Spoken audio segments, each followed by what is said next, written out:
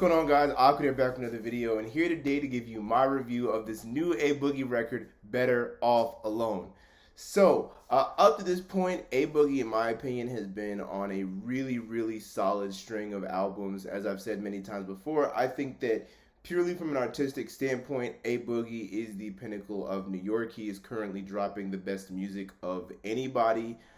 His last few albums have, in my opinion, reflected that. His EPs have been super solid. And despite, some people may arguing his diminishing popularity, his music has certainly not declined in any way, at least in my opinion. So going into Better Off Alone, I was pretty excited off the back of a really solid EP that I also reviewed. Y'all can go check that out. I was really interested to see where he was going to take his direction artistically and narratively when last time we kind of had the sprawling double album that was A Boogie versus artist, or me versus myself, and I have to say I was massively impressed. Massively impressed. This might be, and you all will see when I get into the review, this might be the best A Boogie album I have ever heard, reviewed, all that good stuff. And before I get too deep into it, I think it's for one simple reason. Well, I've never been a big fan of how long A Boogie albums are. This one, even more so than the last one, feels like it's actually worthy of the length. There's obviously songs here and there that you could cut out, and not everything is super necessary, but there is no song where I'm looking at it like, dang, they did not need that song, or like this is messing with my experience of the album. I definitely felt like every song, like something was going on for the most part. I actually want to make a post-editing correction here. I'm about to talk about it now, but I don't think that the reason why this is the best A Boogie album is because it's worthy of its length. I would say A Boogie versus Artist was worthy of its length, but I would definitely say the vastly improved literary experience that A Boogie brings and the storytelling on this album that I'm going to get into in a second, those are the real reasons why this is a peak album in my opinion. But let's get into it. So the first thing we got to talk about is the writing. Now, obviously, traditional rap expression is seen through rhyme schemes, metaphors, and similes. But this album has such complex, deep themes and emotions that honestly, trying to pigeonhole it into just simply rhyme schemes and bars and metaphors kind of doesn't seem to do it justice, in my opinion. This, to me, is the first time for me that I've seen A Boogie really commit to a full story and a full setting of the stage, and Better Off Alone is the theme of that. Essentially, it is a diatribe on why he is better off alone, and so you will see plenty of different songs about him trying to fall in love, or him trying to, and then love not working. He even has a song called How Do You Love? And many more like it, where he's just talking about sort of these highs, and then it'll be followed up by a low. I talked a little bit about Did Me Wrong and Her Birthday, and just this unhealthy relationship he has with love, and basically the outcome of stuff just not flowing together, right? Him not being able to materialize something as he desperately tries to attempt something in the ring that we call love. But then what's interesting is that you'll have these other songs where he talks about essentially where he sort of brings in the context of why he's struggling in the way that he's struggling. So specifically his past and his current status, right? And so you'll have songs like Steppers and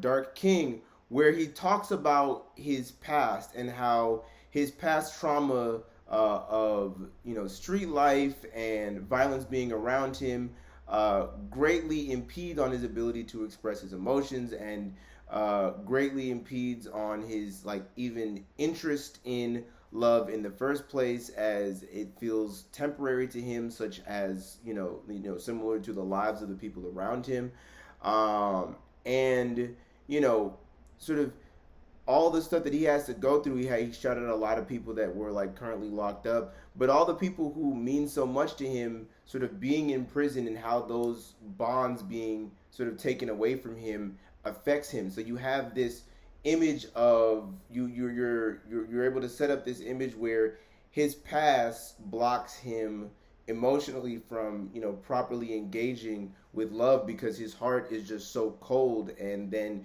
you have his future, him being an artist, him being a famous artist at that, where it heavily impedes on like the way it heavily impedes on how he engages, as well as whether or not he can like trust the women around him. And this is a story old as time, of course, but being able to see it like spelled out, and him simultaneously talk about how the limitations that he has with the money, where he is splurging and spending as his means of attraction, not realizing that by doing this he's setting this precedent, and then he's setting this precedent where they only like him for his money, and then of course on the next song they end up only liking him for his money. And so there's this like constant back and forth of like not knowing how to properly manage your finances in relationships, and not knowing if the person you're with is genuinely there for you. You see this very acutely, as you can see I believe the third and the fourth song, Let's Go Away, and what is that? Let's Go Away and Body, where he's talking about Let's Go Away specifically, like he's taking her out, he's flying her out, he's doing all these things, and he is finding himself deeply entrenched in this romance. But then you get to Somebody, and he's talking about how he doesn't he's untrustworthy, and he feels like this isn't worth he's not the person to be with. And you see this like ebb and flow, where like his future and the money that he's making is impeding on his ability to lock in and really like love in the way that is authentic, right? And that dynamic, like I said, it's a story that we've seen expressed in one way or another, but with this level of completeness, I don't think we've seen. And it really would take somebody like an A Boogie, who knows his way around romantic subject matter, to talk about this kind of thing effectively. And for those deep themes and messaging, for the complete view of his life up to this point and how he engages with love, I really feel like this is some amazing writing. The only thing, honestly, then this is where we get a little bit weird. So I'm gonna talk about the vocals and the production, kind of in tandem, because I kind of feel similarly about both of them. And it is that like by themselves, they're actually pretty standard. A Boogie's vocals are of course always solid and very interesting, and some of the choruses he came up with are truly great. But this kind of felt like run-of-the-mill A Boogie playing it safe to a large extent. I like the darker atmosphere that's definitely noticed with the with the production, and it lends itself to this very cold and alone feeling that he's got. And the aesthetic definitely lands. I'm definitely going to give both of them a grade. Vocally, also, he is traveling the normal pathways, but those normal pathways have always been really strong for A Boogie, so I can't even really hate. But yeah, overall, these two things for the most part in my eyes are kind of run-of-the-mill stuff that he's comfortable with. There were some unique sonics on this. I really liked Steppers with the trumpets, and the song with Mariah Scientist, I think it's Perky's and Ecstasy, actually has a sample that we heard on Soul. Soul, my favorite song off Soul, actually, with Capella Gray. I gotta check what that sample is called. Y'all might see it in the post edit, but it's got that same sample, so that was a little bit of interesting. Like, oh, okay. pushing your buttons, just the piano. Make you say yeah, yeah. Your friends, now you acting like you can't stand me, but we know the real. That's not how you feel. And I don't know if they knew about each other, but that was just really cool to me. But overall, it was pretty like just solid R&B trap production that we expect from A Boogie's. You know, some piano beats here and there as well, some guitars, of course.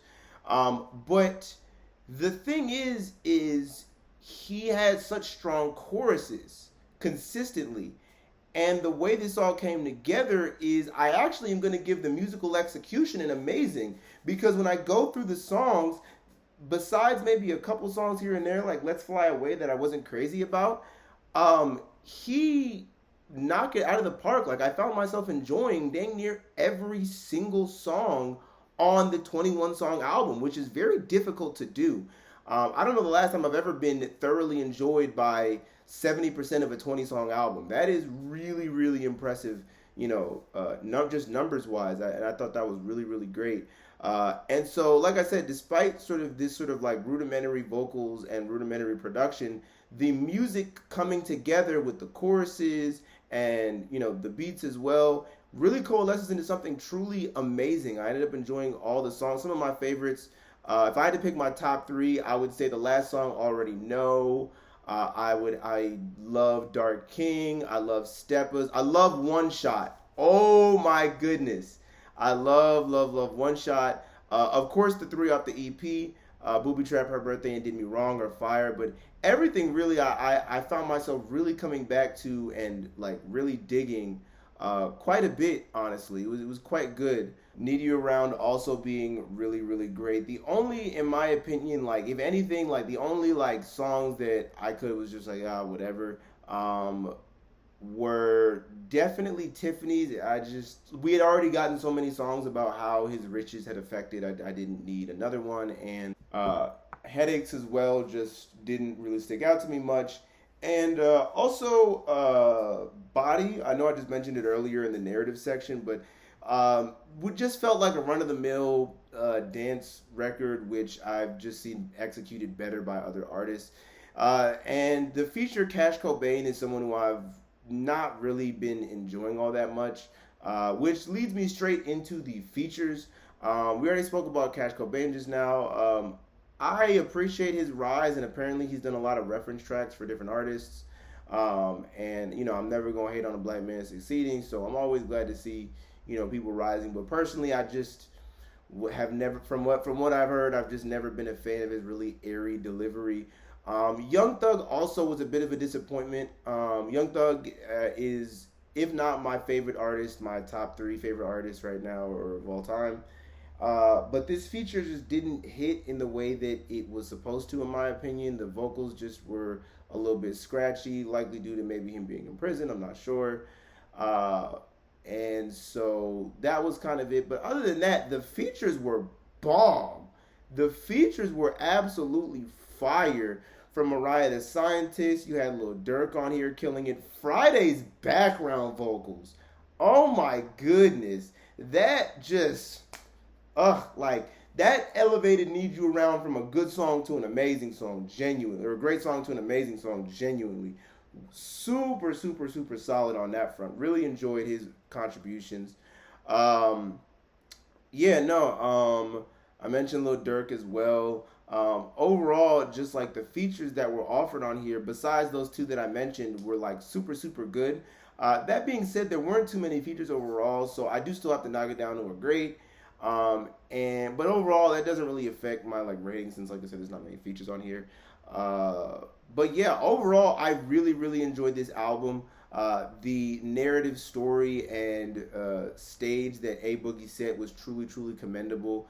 I'm glad that, you know, he's really like working to make sure that these longer albums are fully filled out and like musically snapping and working all together at once. I really think that's a solid approach. And I definitely feel like this is A Boogie's best record so far that I've heard from him. That's probably really controversial. There's definitely more iconic records with more mainstream appeal. But personally, for what A Boogie was able to accomplish on this, I have no problem deeming it as the best one where A Boogie has truly fulfilled all of his potential. Yeah, let me know what y'all thought of this in the comment section below. With that being said, peace, y'all.